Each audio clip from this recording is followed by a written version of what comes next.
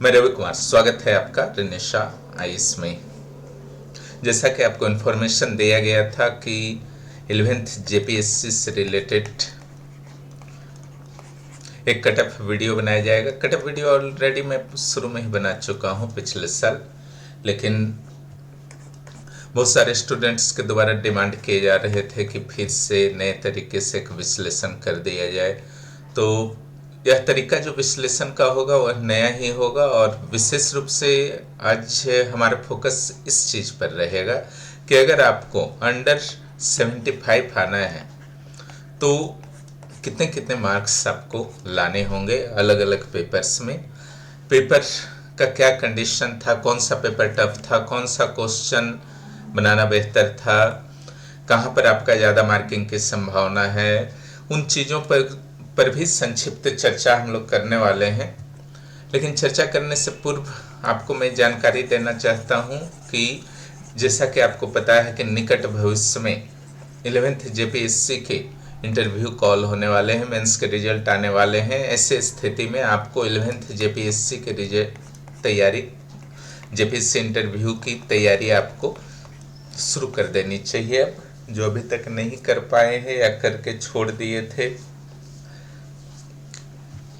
Result के pending हो जाने के कारण, उनको अब शुरू कर देनी चाहिए, क्योंकि अब ज़्यादा समय आपको नहीं मिलने वाला है। उसके बाद सीडीपीओ की भी संभावना है कि बहुत जल्द ही आपके, यानी कि 11th जेपीएससी के बाद सीडीपीओ की भी संभावना है।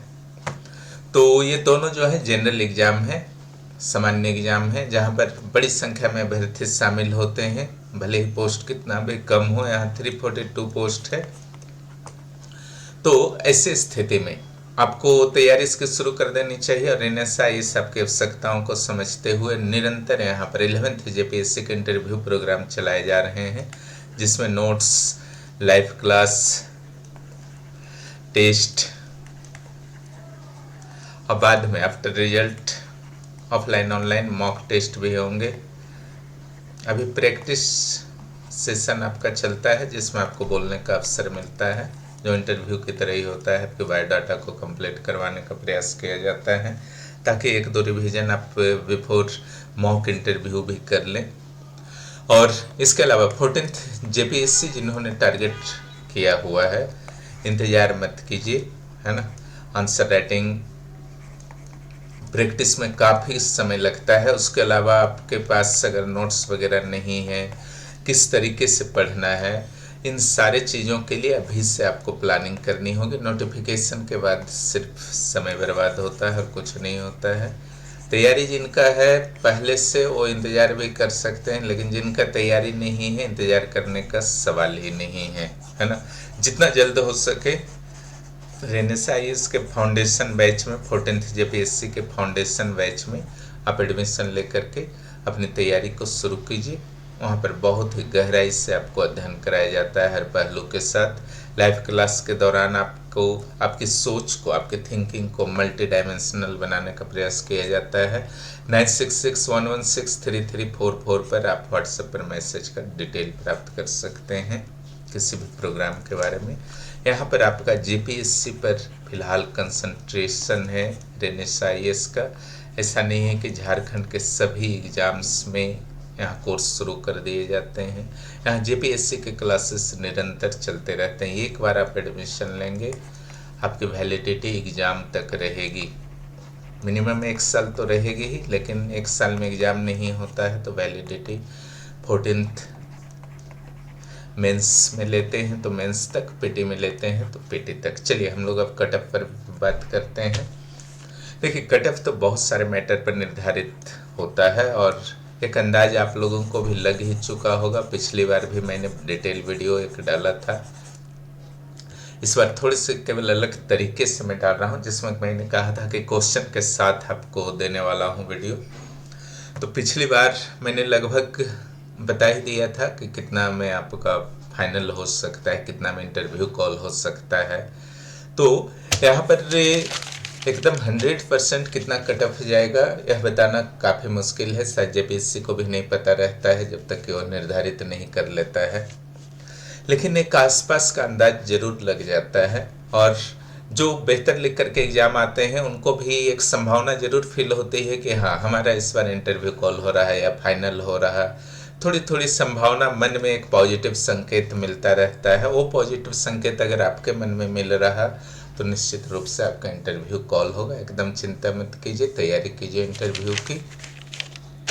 यहाँ जहाँ तक आपका पेपर 3 की बात है, सबसे पहले पेपर 3 में पहले लिटरेचर पेपर की बात कर लेते हैं। उससे भी पहले हिंदी इंग्लिश की बात कर लेते हैं। ये क्वालिफाइंग है, क्लियर कर दिया है जेपीएससी ने, और मैक्सिमम स्टूडेंट क्वालिफाई कर ही जाएंगे।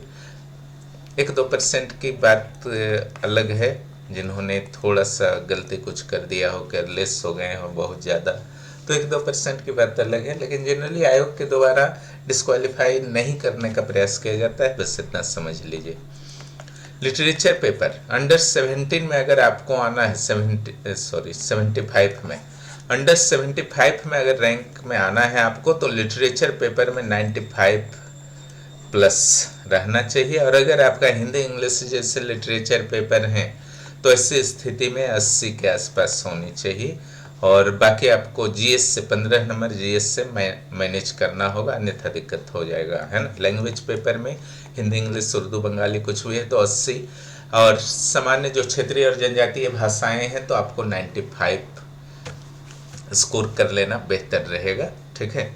अब हम लोग आते हैं एमसीक्यू पर, पेपर 3 के एमसीक्यू पर। पहले पेपर 3 का विश्लेषण हम लोग कर लेते हैं, ठीक है। पेपर 3 के एमसीक्यू पर, पेपर 3 का एमसीक्यू का जहाँ तक बात है तो यहाँ पर हिस्ट्री और ज्योग्राफी 2 सब्जेक्ट आपके होते हैं।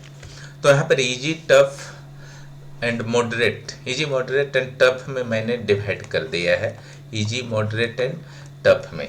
जहाँ तक बात आपका इजी क्वेश्चंस का है तो हिस्ट्री में हमने देखा कि 2 number, 3 number, 4 number, 5 number, 7 number, 8, 9, 10, यानी कि 10 में से 8 क्वेश्चन आपका इजी ही थे। तो उसको देख लीजिएगा, अभी सारा पढ़ने से काफ़ी लंबा वीडियो हो जाएगा, पढ़ूंगा नहीं, क्वेश्चन नंबर मैं बता दे रहा हूँ। ज्योग्राफी और हिस्ट्री का अगर तुलना किया जाए तो ज्योग्राफी का क्वेश्चन एमसीक्यू जो था इस बार थोड़ा सा ज़्यादा टफ था, थोड़ा क्या ज़्यादा ही टफ था अगर हिस्ट्री की तुलना किया जाए। यहाँ आपका 8 इजी क्वेश्चन था, वहीं यहाँ पर मात्र 3 इजी क्वेश्चन थे, 8 नंबर, 9 नंबर और 10 नंबर ज्योग्राफी, इंडियन ज्योग्राफी और फिजिकल ज्योग्राफी वाले में। उसी तरीके से मॉडरेट क्वेश्चन जो आपके थे हिस्ट्री में, केवल 1 नंबर आपका मॉडरेट था, जिससे टफ भी नहीं कहा जा सकता, इजी भी नहीं है, और ज्योग्राफी में 5 नंबर।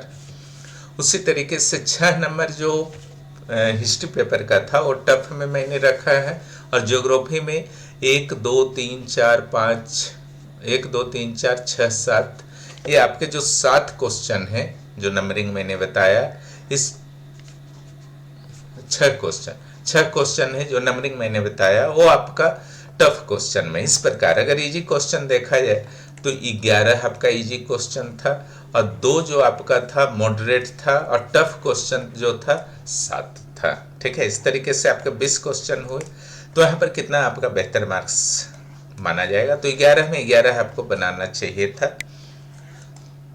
2 में जितना आप सके, 7 में जितना भी आप सके, चलिए आपकी कैपेसिटी पर है, ज़्यादा भी किन्होंने बनाया होगा, किन्हीं के द्वारा आपका कम भी बना होगा, लेकिन यहाँ तक मैंने आकलन किया है कि अगर आपका हिस्ट्री पेपर की बात की जाए तो एमसीक्यू आपका यहाँ पर 15 अगर सही है तो बहुत बेस्ट कंडीशन में आप हैं, इट मीन्स 30 मार्क्स।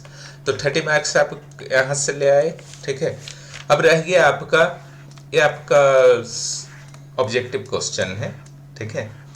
कम से कम समय में मैं निकालने का प्रयास कर रहा हूँ। ऑब्जेक्टिव ये हिस्ट्री का है। हिस्ट्री का जैसे आपका दीर्घ उत्तरीय प्रश्न पर हम लोग बात करते हैं, लॉन्ग आंसर टाइप पर, तो यहाँ पर factors of the origin of Indus valley civilization के बारे में पूछ दिया गया था। क्वेश्चन आपका यहाँ पर कारक है, थोड़ा सा तो कंफ्यूजन क्रिएट करेगा यहाँ पर, जिनका कमांड नहीं रहता है, सही तरीके से प्रैक्टिस अगर आप नहीं करते हैं मुख्य परीक्षा में, तो ऐसे प्रश्न आपको देखने में भले ही इजी लगे लेकिन इतना इजी नहीं होता है उसको डील करना। विवाद और इसमें विवाद के बारे में भी चर्चा करना था कि भारतीय उत्पत्ति है कि विदेशी उत्पत्ति है, इन सभी पर चर्चा करना था। तो ये तो आपका क्वेश्चन का नेचर इजी था, इसमें कोई दो मत नहीं है। समस्या ये था कि सिंधु घाटी से रिपीटेशन कर दिया और बहुत लोग रिवीजन करके गए नहीं थे, तो समस्या थोड़ा सा बना। क्वेश्चन इजी होते हुए भी अधिकांश लोग रिवीजन करके नहीं गए थे, तो इसको छोड़ना उन्होंने उचित समझा। और जहाँ तक अलाउद्दीन खिलजी का बात था, तो ये टारगेट टॉपिक में यहाँ पर था। इस बार का भी टारगेट टॉपिक मैंने दे दिया है 14th का, तो यहाँ पर तो टारगेट टॉपिक में अलाउद्दीन खिलजी को एकदम टॉप में रखा गया था। 1857 को भी टॉप में रखा गया था। यहाँ के जो आपका स्ट्रेटजी है कि मैं मिडाइवल और झारखंड इतिहास करवा देता हूँ और कुछ सिलेक्टेड आपका एंशिएंट और मॉडर्न से करवा देता हूँ, ठीक है। तो यहाँ पर जैसे आप अलाउद्दीन खिलजी तो आपका इजी था, इसमें कोई दो मत नहीं है, और पढ़ के भी गए होंगे, लेकिन अगर आलोचनात्मक समीक्षा आप नहीं किए हैं तो यहाँ पर -5 या -4 तो पक्का हो जाएगा आपका, ठीक है। तो यहाँ पर आपका मार्क्स डाउन होगा अगर ये वाला मिसिंग है। केवल आप सीधा सीधा लिख करके आगे खोजेगा तो वही परीक्षक, क्लियर। अगर इसको आप सेटिस्फाइड कर दिए हैं तो फिर कहीं से दिक्कत नहीं। उसी तरीके से 1857 की क्रांति भारतीय स्वतंत्रता संग्राम की पहली लड़ाई थी, यहाँ पर भी समीक्षा भी करना है। अब सीधा सीधा लिख दिए पहली लड़ाई थी, कैसे था, क्या था, और समीक्षा करना भूल गए, तो यहाँ पर भी आपका -3 तक हो सकता है। उसी तरीके से बिरसा मुंडा के नेतृत्व में हुए जनजातीय विद्रोह में निहित किसानों की चिंताएं धार्मिक मुहावरों को अभिव्यक्त कर रही थी। तो ये थोड़ा सा टफ था, जो क्वेश्चन अगर नहीं समझे तो, क्वेश्चन समझ गए तो बहुत अच्छा है, कोई दिक्कत नहीं है। जितना भी उस समय का मुहावरा था, ठीक है, तो अगर उसको आप लिख करके उसको व्याख्या नहीं किए हैं तो कमी रह जाएगा। पहला। दूसरा, जनजातीय विद्रोह में निहित किसानों की चिंताएं, ठीक है। जनजातीय विद्रोह की पॉइंट्स को आप देखिए, एक की पॉइंट हुआ, फिर किसान हुआ, फिर धार्मिक मुहावरा, ठीक है। तो 3 की पॉइंट है। 3 की पॉइंट को फोकस रखते हुए बिरसा मुंडा के आंदोलन को किसानों के चिंताओं से जोड़ना था। जमीन, खुटकट्टी जमीन जो था, वो जमीन मीन्स जो जनजातियों का खुटकट्टी जमीन था, वो किसानों का चिंता था, ठीक है। तो बाकी यहाँ पर अभी डिटेल चर्चा नहीं करेंगे, एक वीडियो में पहले ही कर चुके हैं। तो ये जो आपका सेक्शन था, ये भी आपका टफ था। तो आपका पहला पार्ट भले ही इजी आपको लगे, अलाउद्दीन खिलजी आ गया, 1857 आ गया, बोलने में इजी लग रहा है, लेकिन लास्ट जो आपका टेल क्वेश्चन है, आलोचनात्मक समीक्षा, ये दोनों आपको परेशान किया होगा, क्लियर। और जो इस परेशानी से बच गए होंगे उनका बहुत अच्छा मार्क्स आने जा रहा है। और सिंधु घाटी सभ्यता अगर रिवीजन करके गए होंगे तब तो कोई दिक्कत नहीं है, नहीं रिवीजन किए होंगे तो एवरेज लिखाया होगा। अब बिरसा मुंडा वाले में जो बहुत गहराई से जिनका प्रैक्टिस होगा उनको दिक्कत नहीं आया होगा। तो इस सेक्शन में आपका क्या है, इस सेक्शन में निश्चित रूप से आपको 50 मार्क्स अगर ले आते हैं 2 क्वेश्चन में तो आप सेफ हैं, ठीक है, अच्छे रैंक के लिए सेफ हैं। यहाँ पर मैंने बता ही दिया है कि 15 क्वेश्चन आपका एमसीक्यू में रहना चाहिए। इसके बाद जहां तक आपका इसके लॉन्ग क्वेश्चंस की बात थी, यहाँ पर भी आपको 2 बनाने थे। तो यहाँ पर प्रॉब्लम क्या हुआ कि ये रिपीट कर दिया, उष्णकटिबंधीय चक्रवात को रिपीट कर दिया। हालांकि ये मार्किंग बहुत था। अगर फिजिकल आपने टारगेट किया है तो उसको कंप्लीट ही करके जाइए, भले ही कोई आ गया है पिछला साल, उससे कोई मतलब नहीं। फिजिकल अगर आपका टारगेट है तो कंप्लीट करके जाइए। यहाँ पर मैथ्स की तरह नंबर मिलते हैं, 30 तक नंबर मिल जाते हैं, ठीक है। तो जो करके गए होंगे उनको यहाँ पर प्लस पॉइंट मिलने वाला है। अगर उष्णकटिबंधीय और शीतोष्णकटिबंधीय चक्रवात के बीच अंतर को करें, यहाँ जैसा फॉर्मेट बताया गया था रेनेसाइस में, उस फॉर्मेट के अनुसार जो लिखे होंगे उनको बहुत अच्छा मार्क्स मिलने वाला है। इसके लिए तैयार रहे। और जहां तक आपका अगर ये ऑप्शन आपका खत्म हो गया, अब तो बाकी 3 में से 2 करना था। तो सौर ऊर्जा एक आपका ऑप्शन था, लेकिन इसमें सरकारी हस्तक्षेप को लिखना था और भारत के विभिन्न प्रकार के वनस्पतियों की विशेषताएं और स्थानिक वितरण, ठीक है। ये प्रैक्टिस सेट में कराया भी गया था, ठीक है। प्रैक्टिस सेट में ये भी कराया गया था आपका क्वेश्चन, ये भी कराया गया था। और आपका भूमि अपर्दन और अपर्दन वाला भी कराया गया था इंडियन ज्योग्राफी में, लेकिन जिनका इंडियन ज्योग्राफी सॉरी आपका झारखंड भूगोल है ना, झारखंड में नहीं कराया गया था क्योंकि ये आपका सिलेबस में मृदा अपर्दन है ही नहीं, ठीक है। तो ये थोड़ा सा सिलेबस से आपका बाहर हो गया, लेकिन इंडियन ज्योग्राफी में आप पढ़ते हैं, इंडियन ज्योग्राफी में आपका टॉपिक है। इंडियन ज्योग्राफी में जिन्होंने पढ़ा होगा उनके लिए विशेष समस्या नहीं आई होगी। तो यहाँ पर अगर आपने अपर्दन वाला लिखा होगा और ऊर्जा से रिलेटेड को लिखा होगा तो बेहतर संभावना है। अगर आपका उष्णकटिबंधीय शीतोष्णकटिबंधीय ऑप्शन खत्म हो गया, क्लियर। और वनस्पति विशेषता और स्थानिक वितरण तो ये भी ठीक है, इसमें भी कोई दिक्कत नहीं है, बहुत सारे लोगों ने इसे भी अटेम्प्ट लिया है। तो ये 3 में से 2 अधिकांश ने लिखा है, तो यहाँ पर थोड़ा सा आपका मार्क्स तो डाउन होगा, क्लियर। तो यहाँ 40 मार्क्स अगर आप ले आते हैं तो निश्चित रूप से आप सेफ हैं अच्छे रैंक के लिए, ठीक है। तो यहाँ पर आपका जो मार्क्स आ रहा है 40 और 50 से 90, ठीक है, और ऊपर 30, ठीक है। 40 प्लस 50 प्लस 30, अगर 120 मार्क्स आप ले आते हैं तो आप सेफ हैं अंडर 75 के लिए, ठीक है। और 95 प्लस उसमें, और जिनका अगर हिंदी इंग्लिश है, ठीक है, इस टाइप का कोई लैंग्वेज है तो उनको थोड़ा सा ज़्यादा लाना होगा। यहाँ पर 5-5 मार्क्स जो है हर जगह मैनेज करना होगा, 125 तक लाना होगा। हिंदी इंग्लिश जिनका मजबूरी होता है लेना तो उनके लिए यही स्ट्रेटजी बेहतर होता है कि आप जीएस में ज़्यादा बेहतर परफॉर्म कीजिए और कोई चारा आपके पास नहीं है, ठीक है। तो अभी तक 95 और 120 हुआ है आपका। चलिए आगे देखते हैं पेपर। अगले पेपर में हम लोग चलते हैं पेपर 4 में, ठीक है। इसका विश्लेषण थोड़ा कर लेते हैं, अंत में आपका कट ऑफ पर चर्चा कर दिया जाएगा। देखिए जहां तक पेपर 4 में मैंने आकलन किया है आपका, तो इसमें पॉलिटी और पीए से 10-10 क्वेश्चन आपके डाले गए थे। और यहाँ पर देखा जाए तो पीए अपेक्षाकृत टफ था क्वेश्चन, ठीक है। यानी कि मॉडरेट क्वेश्चंस थे पीए में, जहां कंफ्यूजन आपका क्रिएट हो सकता था। इजी क्वेश्चंस थोड़े से कम थे पीए में, मॉडरेट क्वेश्चंस से ज़्यादा थे। टफनेस में दोनों लगभग बराबर था, लेकिन फिर भी मॉडरेट क्वेश्चंस से ज़्यादा थे पीए में। तो यहाँ पर जैसे पॉलिटी में 1, 2, 3, 4 और 7 नंबर जो है मैंने इजी में रखा है, ठीक है। पॉलिटी में 1, 2, 3, 4 और 7 इजी में रखा है मैंने, जबकि पीए में 18 और 19 को मैंने इजी में रखा है। तो कुल क्वेश्चन जो आपका है 7 क्वेश्चन इजी में मैंने रखा है। उसी तरीके से पॉलिटी में 8 नंबर को मॉडरेट में रखा है, जबकि 11, 13, 14, 16, 17, 20 इत्यादि को मैंने मॉडरेट में रखा है पब्लिक एड में, ठीक है। तो ऐसे स्थिति में आपका कुल 8 क्वेश्चन जो आपके होते हैं वो आपका मॉडरेट में चले जाते हैं। उसी तरीके से 5, 6 और 10 ये जो आपका टफ क्वेश्चन में है, नंबर बता रहा हूँ, 5, 6 और 10, और 12, 15 जो आपका टफ क्वेश्चन है पीए का है। तो ये सारे आपके टफ क्वेश्चन है, इसलिए टफ क्वेश्चन आपके हो गए 5, ठीक है। तो इस प्रकार से यहाँ पर जो हमारा आकलन है, यहाँ पर आपका एमसीक्यू में होना चाहिए,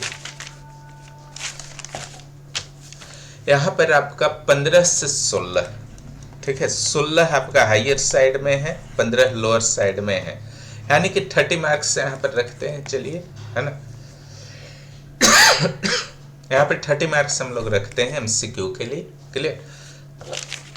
इसके बाद हम लोग क्वेश्चन को देखते हैं। क्वेश्चन को देख लीजिए, यहाँ उत्तर भी मैंने दे दिया है, इसके अनुसार निर्धारण आपका हुआ है।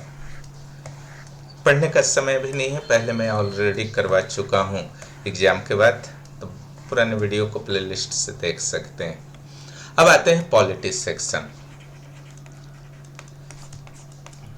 पॉलिटी और पबेट, अगर चारों पेपर को देखा जाए मेंस का, तो पॉलिटी और पबेट जो था वो सबसे आपका इजी पेपर में आप मान सकते हैं। इजी नहीं था, है ना, सिविल सेवा में कोई भी पेपर इजी नहीं हो। चारों का तुलना में बता रहा हूँ कि आपको थोड़ा सा ज़्यादा रिलैक्सेशन दिया होगा यह पेपर, इसमें कोई दो मत नहीं है ना।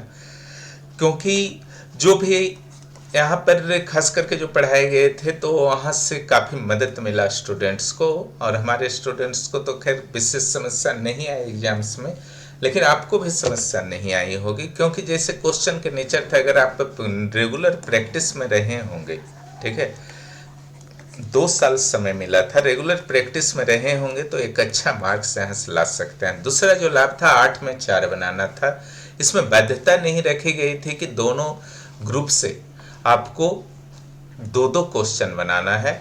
ये आपका सबसे प्लस पॉइंट इस पेपर का है। 8 में 4, कुछ भी 4 चुन करके बना लीजिए, बहुत अच्छा फीलिंग आता है अंदर से, उसका लाभ इसमें मिलेगा। खास करके जो बेहतर प्रैक्टिस किए होंगे, लिखने का तो सब लिख देते हैं, उससे कोई फर्क नहीं पड़ता है, लेकिन क्वेश्चन का स्टैंडर्ड बढ़ रहे हैं, इसका ध्यान रखिएगा। यहाँ पर बात उठता है, बहुत सारे लोग बोल रहे थे कि यूपीएससी बीपीएससी की तैयारी करने वाले लाभ उठा लेंगे इस बार के पेपर्स में, खास करके पॉलिटी वाले पेपर में, ठीक है। तो एक चीज ध्यान रखिएगा कि इस सब चीज को दिमाग से निकाल दीजिए, ऐसा कुछ नहीं है। हर पीसीएस एग्जाम का नेचर अलग होता है, आईएएस एग्जाम का नेचर अलग होता है। अगर जेपीएससी आपको देनी है तो इस पर आपको कंसंट्रेट होना ही होगा। टाइम पास के रूप में इसको यूज करेंगे तो आप बहुत बेहतर यहाँ नहीं कर पाएंगे, भले ही यूपीएससी में आपका फर्स्ट रैंक क्यों नहीं आया हो। कारण इसका है, ठीक है, कारण ये है कि यूपीएससी में आप 150 और 250 वर्ड्स में लिखते हैं, बिहार में भी शॉर्ट फॉर्म में ही लिखा जाता है, शॉर्ट आंसर ही होते हैं अधिकांश टॉपिक के। यहाँ पर 700 वर्ड में लिखना है।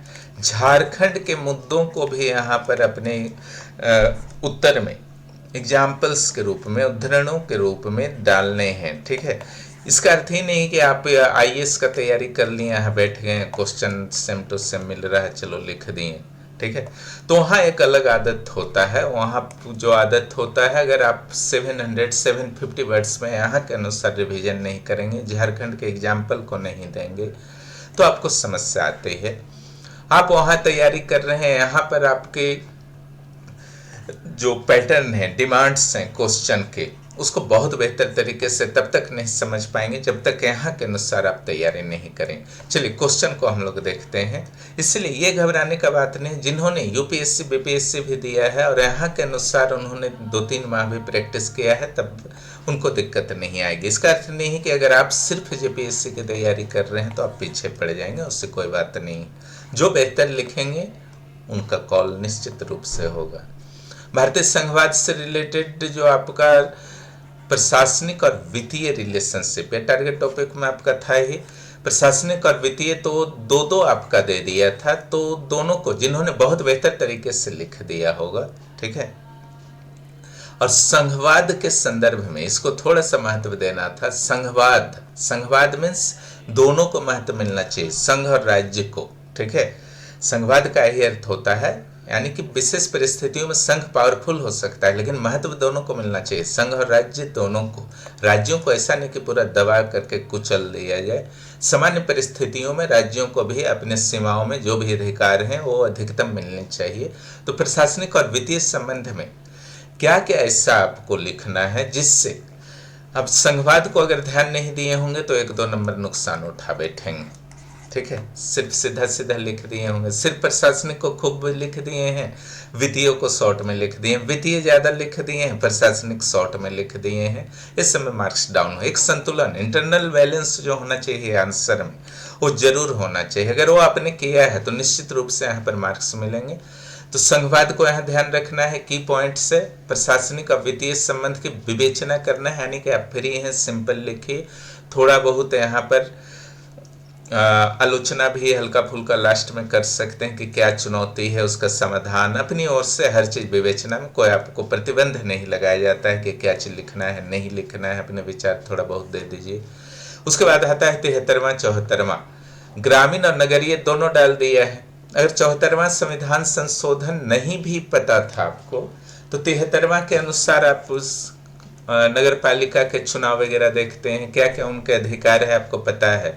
एक नगर में क्या होता है, पार्क्स होते हैं या शमशान घाट होते हैं, कब्रिस्तान होते हैं, इंटरनल सड़क होते हैं, जलापूर्ति वगैरह होती है, सौंदर्यीकरण सड़क का करना होता है, व्यवसाय वाणिज्य पर टैक्स वगैरह लगाना होता है। सब आपका जो भी आप नगर के अंदर या पार्क वगैरह की स्थापना हो गया, तो आराम से आप मैनेज कर सकते थे। क्लियर।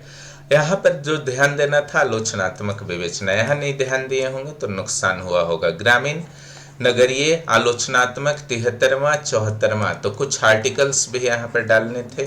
ठीक है, आर्टिकल्स डालने थे। 73वां 74वां संविधान संशोधन के प्रावधान डालने थे। तो अगर आलोचनात्मक विवेचना को ध्यान रखे हैं तो अच्छा मार्क्स के लिए तैयार रहिए। नियंत्रक महालेखा परीक्षक, वित्तीय नियंत्रक केंद्र और राज्य स्तर पर उनके पद और भूमिका प्रासंगिकता का परीक्षण कीजिए। ठीक है, तो यहाँ पर प्रासंगिकता है परीक्षण, अगर परीक्षण जिन्होंने नहीं किया होगा उनके लिए दिक्कत हो जाएगा। ठीक है, मार्क्स वहाँ पर डाउन होगा। उसी तरीके से जनहित याचिका और 74वां संविधान संशोधन से रिलेटेड यहाँ देखिए रिपीट है, वहाँ भी 74वां, यहाँ भी 74वां, और जनहित याचिका तो बार बार आ रहा। अच्छी तरीके से निश्चित रूप से आप तैयारी करके गए होंगे, और जो प्रैक्टिस नहीं किए होंगे उनको दिक्कत आता है, क्योंकि देखिए टॉपिक बहुत सारा रहता है, प्रैक्टिस करके नहीं जाएंगे तो दिक्कत आएगा।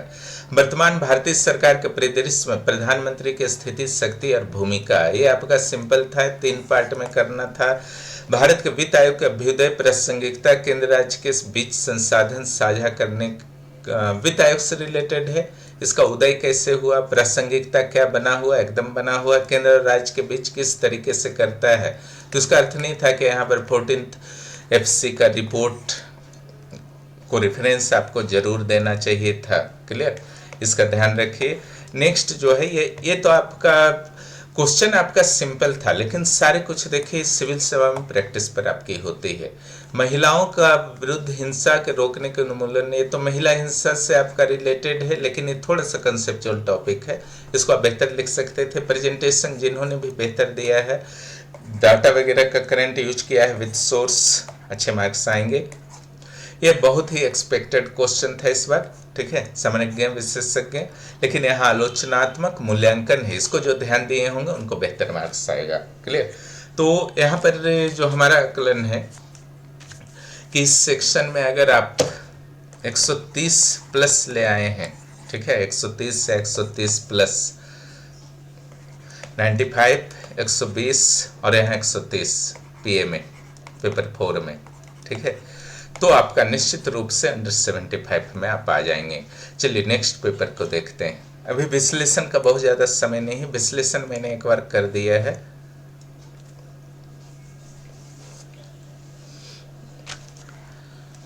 ये पेपर जहाँ JPSC मार्क्स देने में कंजूसी करता है ना, मार्क्स देने में कंजूसी करता है। ये डाटा आधारित पेपर है, अगर आप यहाँ पर बेहतर डाटा के साथ लिखेंगे तो अच्छे मार्क्स आने की संभावना बनती है। और इस बार पूरा करंट डाटा इकोनॉमिक्स में आप लोगों को दिया गया था। ठीक है, तो डाटा जिन्होंने भी डाला होगा, उचित टेबल और प्रेजेंटेशन डाला होगा, उनका अच्छा मार्क्स इस बार आने वाला है। पॉजिटिव रहिए, है ना, क्योंकि क्वेश्चन पेपर जो था बहुत अच्छा था इकोनॉमिक्स का, और बाकी लोगों से यह आपको आगे करेगा, है ना। कट ऑफ से कितना ज़्यादा डिफरेंस है आपका मार्क्स, उस पर आपका फाइनल रैंक निर्भर करता है। तो जहाँ तक आपका इसके MCQ का सवाल है, तो MCQ में जो हमारा आकलन है, जो इजी क्वेश्चंस थे वो लगभग 7 थे। जो नंबरिंग इसका है 3, 6, 10, 11, 15, 17, 18, ये इजी क्वेश्चन में मैंने रखा है। उसी तरीके से जो मॉडरेट क्वेश्चन थे वो 2, 7, 9, 13, 14, 20, इस तरीके से 6 मॉडरेट क्वेश्चन थे। और टफ क्वेश्चन में जो मैंने रखा है 1, 4, 5, 8, 12, 16, 19, ये टफ क्वेश्चन थे, निश्चित रूप से या बहुत ज़्यादा कन्फ्यूजन क्रिएट कर रहे थे। टफ क्वेश्चन को उन सारे क्वेश्चन को भी मैंने टफ क्वेश्चन में डाल दिया है जो आउट ऑफ सिलेबस पूछे गए थे, या पुराने डाटा से पूछे गए थे, या फैक्चुअल डाटा से पूछे गए थे।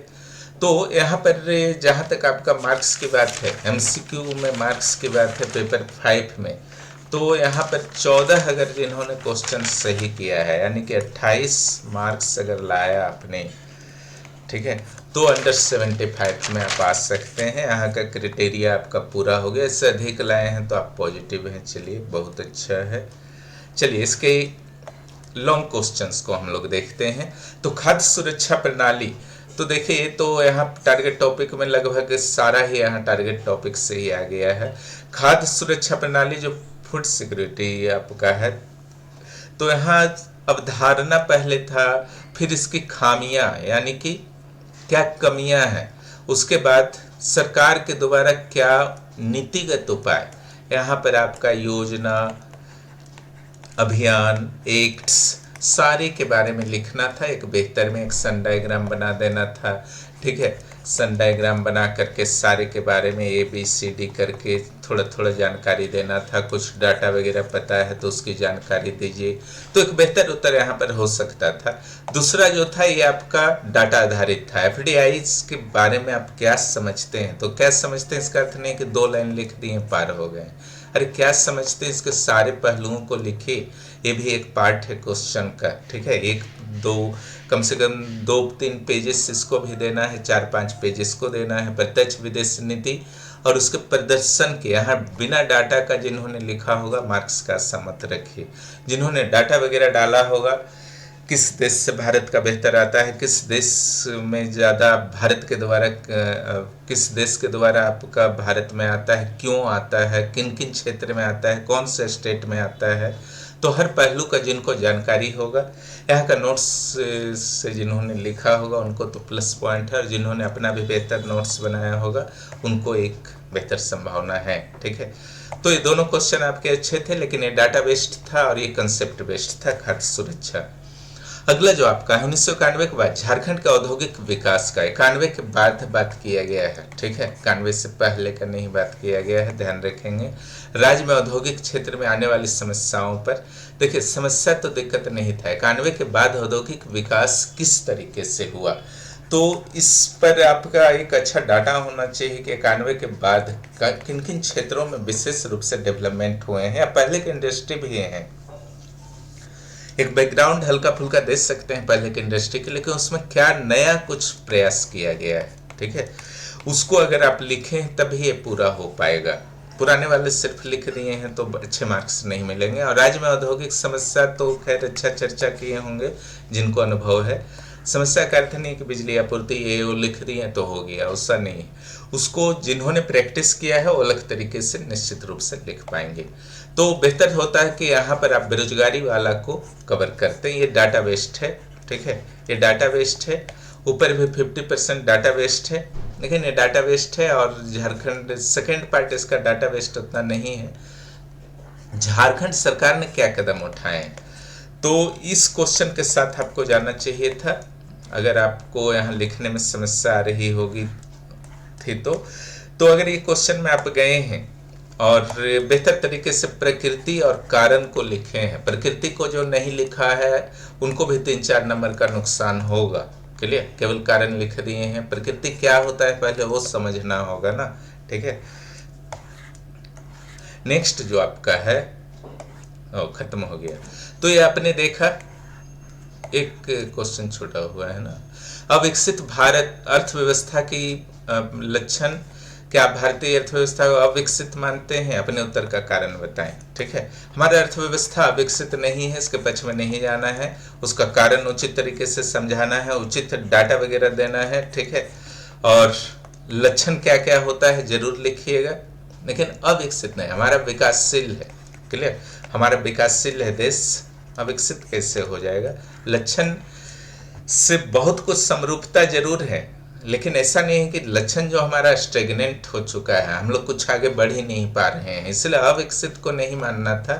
माने हैं तो थोड़ा सा तो नुकसान होगा 1-2 मार्क्स का, लेकिन उचित तर्क दिए हैं तो नुकसान नहीं होगा।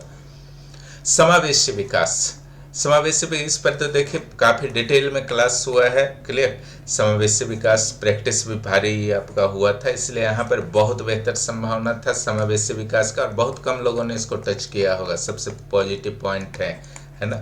और अगर आपका तैयारी है और आपको लग रहा है कि कम लोगों ने टच किया है तो वहाँ पर बेहतर मार्क्स के लिए आप रेडी रहिए, ठीक है। अगर समावेशी विकास आपने लिखने में सफलता प्राप्त कर ली है सारे पॉइंट्स के अनुसार, तो निश्चित रूप से यहाँ पर बेहतर मार्क्स मिलेगा। तो यहाँ पर जैसा क्वेश्चन था, क्लियर, तो उसके अनुसार हमारे विचार से 140 मार्क्स जो है लाया जा सकता था, ठीक है, आराम से। अगर बाकी पेपर जिस तरीके से जांच होते हैं और आपने बहुत बेहतर लिखा है तो 140 आराम से आ जाएगा। यहाँ आशा साहू थी, उनका 149 सेवेंथ वाले में आ चुका है इकोनॉमिक्स में, ठीक है। तो 140 फिर भी मैं यहाँ नहीं रख रहा हूँ क्योंकि यहाँ दिया नहीं जाता है मार्क्स। यहाँ पर 125 में रख रहा हूँ मार्क्स ओनली, क्लियर। बहुत बेहतर मार्क्स के लिए मैं 125 रख रहा हूँ, ठीक है, क्योंकि जब मार्क्स दिया ही नहीं जाता है तो बहुत ज़्यादा रख के क्या लाभ है। तो अभी तक जो कंडीशन है, पेपर 2 95, पेपर 3 आपका 120, पेपर 4 130। देखिए अंडर 75 के लिए बात हो रही है, कंफ्यूज मत होइएगा कि कट ऑफ का मैं बात कर रहा हूँ। पेपर 5 125, ठीक है।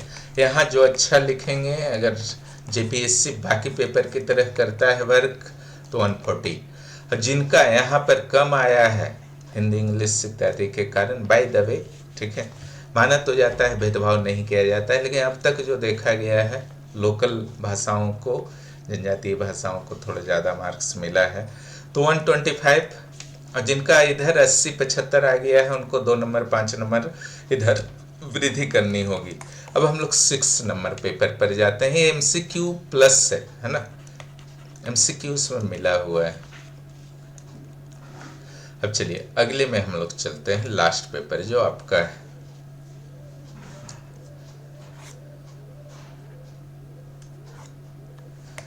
यहाँ पर देखिए लास्ट पेपर जो साइंस था, यहाँ पर कुछ क्वेश्चन बहुत ही टफ थे, कुछ क्वेश्चन इजी भी बहुत थे, लेकिन कुल मिलाकर के देखा जाए तो इसका नेचर जो था, एमसीक्यू का नेचर बाकी पेपर के अपेक्षा सॉफ्ट था। यहाँ 0.5 क्वेश्चन लिखने रहते हैं और वर्ड लिमिट दिया हुआ रहता है, जो कि एक चुनौतीपूर्ण बनाता है इस पेपर को। एक आदत से बन जाती है 4 लिखना है, 4 लिखा, अचानक 5 लिखना है, 500 से 600 वर्ड में भी लिखना है, ना कम लिख सकते हैं ना उससे अधिक लिख सकते हैं, अन्यथा नुकसान हो जाएगा। एमसीक्यू जो था इसका नेचर जो था थोड़ा इजी था। इजी क्वेश्चन यहाँ पर आपके 10 क्वेश्चन आपके थे, मॉडरेट क्वेश्चन यहाँ पर 6 क्वेश्चन थे, और टफ क्वेश्चन यहाँ पर 4 क्वेश्चन थे, क्लियर। तो यहाँ पर 10 क्वेश्चन में आपको 10 बनाना चाहिए था, जैसे 4 number, 6 number, 7 number, 8 number, 10 number, 11, 13, 14, 15, 16 और 18 नंबर, ये सारे इजी नेचर के थे। जबकि मॉडरेट नेचर के जो थे 3, 4, 5, 12, 17, 19, ये 6 क्वेश्चन जो थे मॉडरेट नेचर के थे। 1, 2, 9 और 20 जो था वो आपका टफ नेचर का था। एक चेंजिंग देखने को मिला है इस बार एमसीक्यू में, उस पर यहाँ पर वर्क भी किया जा रहा है। कुछ न्यूमेरिकल्स दिए गए हैं फिजिक्स से, ठीक है, कुछ न्यूमेरिकल दिए गए हैं, छोटे छोटे आसान नेचर के न्यूमेरिकल्स थे लेकिन दिए गए हैं, इसलिए इस पर अगली बार ध्यान देना कुछ न्यूमेरिकल पर जरूरी होगा, क्लियर। तो चलिए यहाँ पर जो हमारा आकलन है कि यहाँ पर एमसीक्यू में आपका होना चाहिए, जो कि आपको एक बेहतर सिचुएशन में ला सकता है, अंडर 75 में ला सकता है। यहाँ 16 क्वेश्चन रहना चाहिए, यानी कि 32 मार्क्स यहाँ अगर आप ले आए हैं तो निश्चित रूप से आप बहुत ही सेफ कंडीशन में से अधिक लाए हैं तो बहुत ही बेहतर है, बाकी जगह से प्रेशर घटेगा। चलिए आते हैं, ये सब आपका आंसर है, देखना है देख सकते हैं।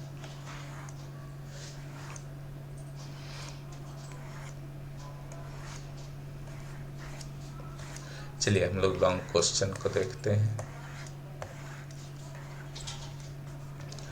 प्रस्रव और अपस्रव ध्वनियां, स्रोत, विशेषता, उपयोग, अगर ये सारे की पॉइंट्स को कवर किया है आपने 500 से 600 वर्ड में तो 20+ मार्क्स के लिए रेडी रहिए इस क्वेश्चन में। नहीं किया है तो फिर आशा मत रखिए। किसी निकाय में स्थितिज ऊर्जा, पोटेंशियल एनर्जी कैसे आपका अंदर रहती है, इसको समझाना था। कैसे गणना की जाती है, थोड़े से नॉमरिकल तरफ चला गया है, ठीक है। तो बेहतर था कि आप इसी को बना लेते हैं, क्योंकि ये अनएक्सपेक्टेड क्वेश्चन था, इसलिए यहाँ पर अधिकांश लोगों ने छोड़ा होगा। जिनका साइंस वगैरह बैकग्राउंड है, हाल फिलहाल में पढ़े होंगे तो बनाए होंगे, तो मार्क्स तो यहाँ पर ज़्यादा बेहतर आने का संभावना था, ठीक है। और 500 to 600 में ज़्यादा बेहतर तरीके से लिखा जा सकता था, क्लियर। लेकिन फिर भी अगर इसको भी आपने परिभाषा लिखा है, उसके स्रोत लिखा है, उसकी विशेषता लिखा है, उसका उपयोग लिखा है और शब्द सीमा का भी पालन कर लिया है, तो निश्चित रहिए 20+ आने वाले हैं। प्रदूषण और लिंग निर्धारण, यहाँ पर इस जगह आपका बहुत बेहतर मार्क्स आने की संभावना थी। हालांकि इसको कम लोगों ने लिखा होगा, इसको अधिक लोगों ने लिखा होगा, लेकिन इसके सारे पहलू को अगर आप लिखे होंगे तभी अच्छे मार्क्स आएंगे। जैसे पर्यावरणीय लिंग निर्धारण, इन्वायरमेंटल सेक्स डिटर्मिनिज्म को अगर आपने नहीं इंक्लूड किया होगा तो 1-2 नंबर का नुकसान हो सकता है, 3 नंबर का, ठीक है, उनके मूड पर है। तो ये आपका 2 क्वेश्चन हो गया। तो क्वेश्चन कहीं से बहुत टफ नहीं है। फसल विविधीकरण, उत्पादन और उत्पादकता में इसके महत्व पढ़ के गए होंगे तो इसको भी लिख सकते हैं। ये आपका कंसेप्चुअल है, थोड़ा बहुत डाटा इनपुट करना होगा बीच बीच में। कृषि वानिकी कंसेप्चुअल है, यह महत्व और प्रबंधन पर आपको विवरण करना है, तो कोई भी लिख सकते थे। दोनों का नेचर आपका सेम है, दोनों जगह आपको थोड़ा सा कंसेप्चुअल है और इसमें 20 के आसपास मार्क्स बहुत बेहतर जो लिखे हैं आ सकता है। नेक्स्ट जो है आपका वैश्विक ऊर्जा संकट, ऊर्जा के वैकल्पिक स्रोतों का विवरण दीजिए। इसको भी आप लिख सकते हैं क्योंकि वैकल्पिक स्रोत है, लेकिन उचित अगर डाटा, नया डाटा अगर आपके पास नहीं होगा तो बहुत अच्छा मार्क्स यहाँ पर नहीं मिल पाएगा। और वैश्विक ऊर्जा संकट क्या है, ये तो पुराना जो भी आपका तेल संकट वगैरह भारत का आया था 2 बार लगातार, उसके बाद भी छोटे छोटे तेल संकट अलग अलग युद्ध के दौरान आए, अगर उसको आप लिखे हैं तो अच्छे मार्क्स मिलेंगे। देखने में तो बता रहा हूँ ना मैं, देखने में इजी लगता है, आपके दिमाग में भी होगा कि चलो सौर ऊर्जा है, पवन ऊर्जा है, वेव एनर्जी है, जियोथर्मल है, लेकिन उसको फिर लिखना क्या है, किस तरीके से लिखना है, क्या डायग्राम होना चाहिए, 500 से 600 वर्ड में कैसे लिखना है। अगर वो सब मेंटेन नहीं कर पाए हैं तो दिक्कत आएगा, मेंटेन कर लिए हैं तो अच्छे मार्क्स मिलेंगे। इस सिर्फ पारिस्थितिक पिरामिड के बारे में पूछा गया है, उसको सभी टाइप्स का डिटेल में व्याख्या करना था। अब जब इसका डिटेल में व्याख्या करना था तो निश्चित रूप से यहाँ पर आपको इसके महत्व के बारे में भी आपको लिखना था, इसके प्रॉब्लम्स के बारे में भी आपको लिखना था, इसके डायग्राम को आपको बनाना था, इसके एग्जाम्पल्स को देने थे कि कहाँ कहाँ पर कौन सा पिरामिड बनता है। बाकी समझ रहे होंगे। उपग्रह क्या है, इसके अलग अलग उद्देश्यों के लिए अलग अलग प्रकार के उपग्रहों का विवरण दीजिए। उपग्रह क्या है, और जितने भी आपके, इसका तो बहुत बेहतर एक नोट्स दिया गया है, क्लास भी लिया गया था, लेकिन यहाँ पर आपको ध्यान देना है जो करंट में हाल फिलहाल में उस समय तक नए नए सैटेलाइट आपके लॉन्च किए गए होंगे, अगर उसके बारे में आपने जानकारी नहीं दिया तो कुछ नेगेटिव तो आपका होगा, लेकिन एक बेहतर तरीके से आपने सारे उपग्रहों के बारे में, ऐसा नहीं कि एक उपग्रह के बारे में विवरण देना है, जो सही रिप्रेजेंटेटिव करते हैं लगभग सभी प्रकार के उपग्रहों का, अगर आपने इनपुट कर दिया है तो निश्चित रूप से अच्छे मार्क्स मिलने को जा रहे हैं। पारंपरिक गैर पारंपरिक ऊर्जा स्रोत से क्या समझते हैं, उनके गुण दोष को लिखें। एक सिंपल सा एक क्वेश्चन था, लेकिन प्रैक्टिस जो किए होंगे उनको 5 नंबर तक ज़्यादा आपका बेनिफिट मिलने वाला है, इसमें कोई दो मत नहीं है। तो सारे क्वेश्चन पर मैंने डील कर दिया है। यहाँ पर क्या मार्क्स का संभावना है उस पर चर्चा मैं कर देता हूँ। इंक्लूड है, सारे में आपके इंक्लूड हैं एमसीक्यू।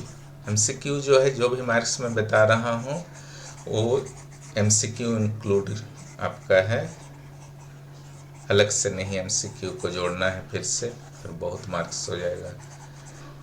चलिए फाइनलाइज हम लोग करें। पेपर 2 95, ठीक है। पेपर 3